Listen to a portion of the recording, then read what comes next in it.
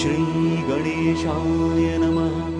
नारद उवाच प्रणम्य शिरसा देवं गौरीपुत्रं विनायकम्।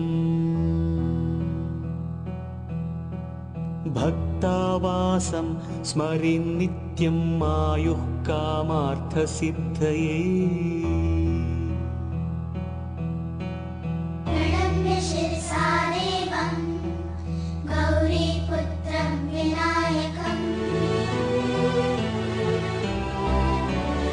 भक्तावासं स्मरेन् नित्यम् आयुः कामार्थसिद्धये। प्रथमं वक्रतुण्डं च एकदन्तं द्वितीयकं।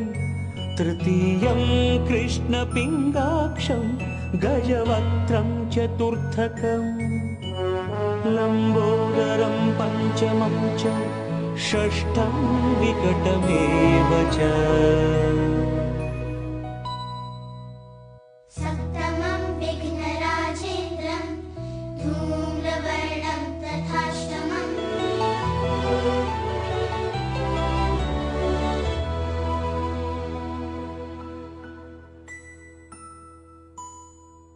नवमं भालचन्द्रं च दशमं तु विनायकम्।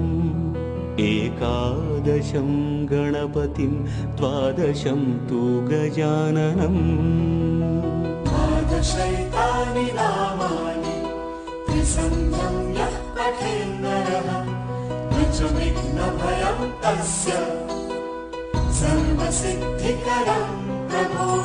विद्यार्थी लभते विद्याम्, धनार्थी लभते धनम्, पुत्रार्थी लभते पुत्रान्, मोक्षार्थी लभते गतिम्। जपिर्गणपतिस्तोत्रं षड्भिर्मासैः फलं लभेत्। संवत्सरेण सिद्धिं च लभते नात्र संशयः।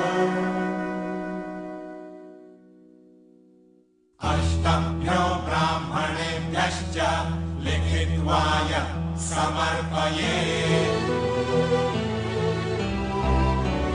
तस्य विद्या भवेत् सर्वा गणेशस्य प्रसादतः। इति श्रीनारदपुराणे संकष्टनाशनं नाम श्रीगणपतिस्तोत्रं सम्पूर्णम्।